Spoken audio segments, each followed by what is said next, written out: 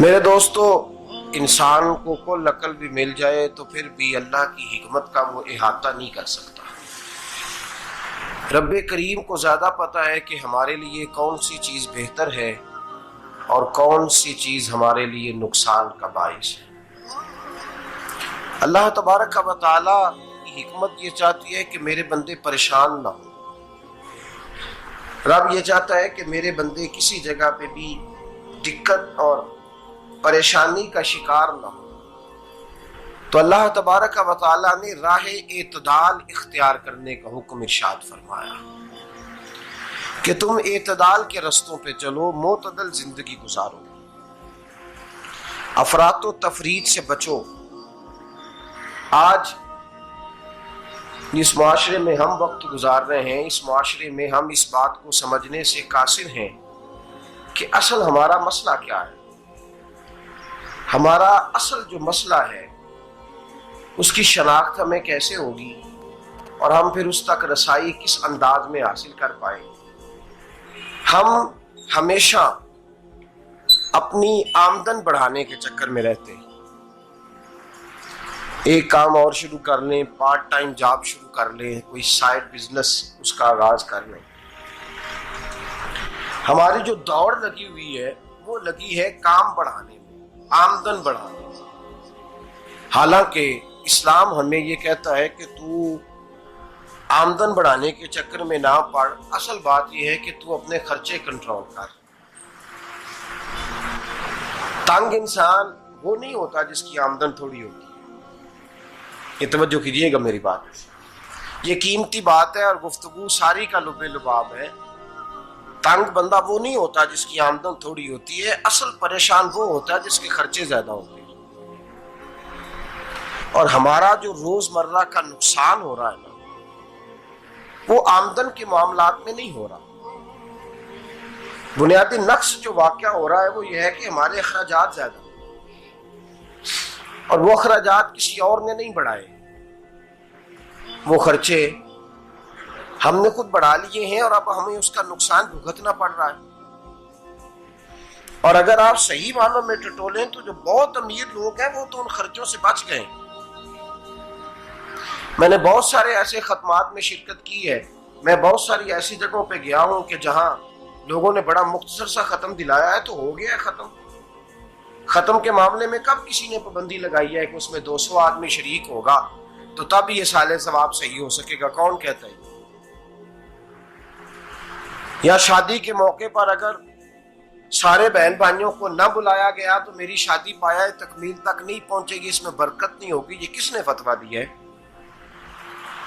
मोतदल जिंदगी का इस्लाम हुक्म देता है। मैं पढ़ रहा था कि एक बहुत बड़ा सदर है, गालबन सूडान के सदर की बात हो रही थी, तो अपने बेटे की बारात लेके गया तो 4 लोग गए हैं बारात, और 15 लोगों का उसने एहतमाम किया अपने घर में खाना खाने का। तो क्या शादी हो गई कि रुक गई? तो भाई राग अलापना इस बात का कि बड़ी परेशानी है, कोई साइड बिजनेस शुरू किया जाए फलान जगह फलान जगह फलान जगह। तो असल मामला ये है कि पहले एक बंदा कमाता है तो फिर भी घर ही चलता है, फिर बड़ा बेटा साथ शामिल होता है तो फिर भी घर ही चलता है, फिर मंझला बेटा शामिल होता है तो फिर भी घर ही चलता है।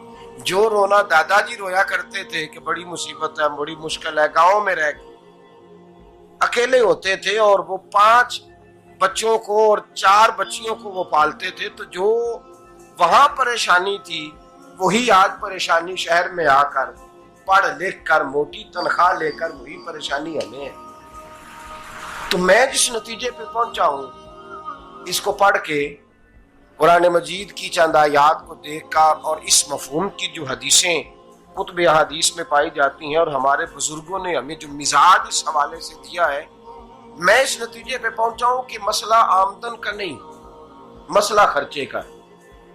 हमारे खर्चे बुनियादी तौर पर ज्यादा, और अगर फिर हम ज्यादा बोझ खवातीन पे डालते हैं कि वो मुतालबे ज्यादा करती हैं। और अगर आप मुझसे पूछें तो खवातीन की भी अगर किसी जगह कोई आदत खराब होती है तो उसमें असल किरदार उसका होता है जो वो आदत खराब तो क्यों अपने गले से उतार के आप किसी के गले में बात डालने के चक्कर में है? वो खवातीन की तबीयत नहीं ऐसी है। असल बात यह है कि हमने आदत डाली है, हमने ये मिजाज उनको दिया तो उनका बना है, न कैसे बन सकता।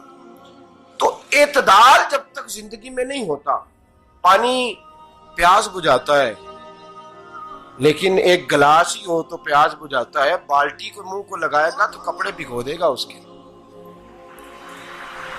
हालांकि पानी बुरी चीज का नाम नेमत है ना, बहुत बड़ी अल्लाह की, लेकिन प्याले में ही अच्छा लगता है। कोई मटका मुंह को लगाएगा तो तंग होगा, प्याला ही बेहतर है उसके लिए। तो मेरे दोस्त, मटके से भी बाज़-औक़ात काम चल जाता है, लेकिन अगर कोई कहे नहीं मुझे दरिया ही चाहिए तो उसका तो घर बह जाएगा, सारा घर बह जाएगा उसका। हमें दरिया काबू करने का मूड बनाया हुआ है, तो इससे घर बहा करते हैं, इससे घर बना नहीं करते। घर प्याले से पानी पीने से बनता है। अगर तू दरिया पे कब्जा करने का मूड बनाएगा तो घर बनेगा नहीं, घर बह जाएगा। आग ना हो तो खाना पक नहीं सकता, लेकिन हल्की आंच से खाना पकता है। और अगर आंच तेज कर दी जाए तो जी, करीने क्यास बात कर रहा हूं मैं, अकल से मावरा नहीं कर रहा। करीने क्यास समझाने के लिए मिसालें दे रहा हूं। हल्की आंच पे खाना पक जाता है, और आग तेज हो तो खाना जल जाता है। तो खाना उतनी देर ही खाने के काबिल रहता है जब तक वो हल्की आंच पे पकता है। तू जितनी मर्जी तू कहता है नहीं मेरा गुजारे नहीं, आग तेज होनी चाहिए, तो मियां जल जाएगा, जल जाएगा। हवा न मिले तो सांस नहीं आती, ठीक है? ऑक्सीजन ना हो तो सांस है, हवा ना चले तो गुजारा नहीं होता। लेकिन अगर तेज जले ना, अगर तेज जले तो तेज चले तो आंधी और तूफान बन जाए तो छतें गिरा देती है, जाने ले लेती है। हम हैं तूफान के चक्कर में, हम हैं दरिया के चक्कर में, हम हैं बड़े नाव के चक्कर में। तो मियां हल्की आंच ही अच्छी है, याद रख।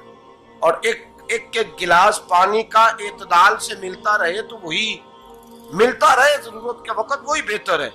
तू पूरे दरिया पे कब्जा करने का प्रोग्राम ना बना, तंग हो जाएगा। और मेरे अजीज याद रख, हवा सांस लेने के मुताबिक मिले तो वो ये अच्छी है, जो सांस बंद करने पे आ जाए वो हवा अच्छी।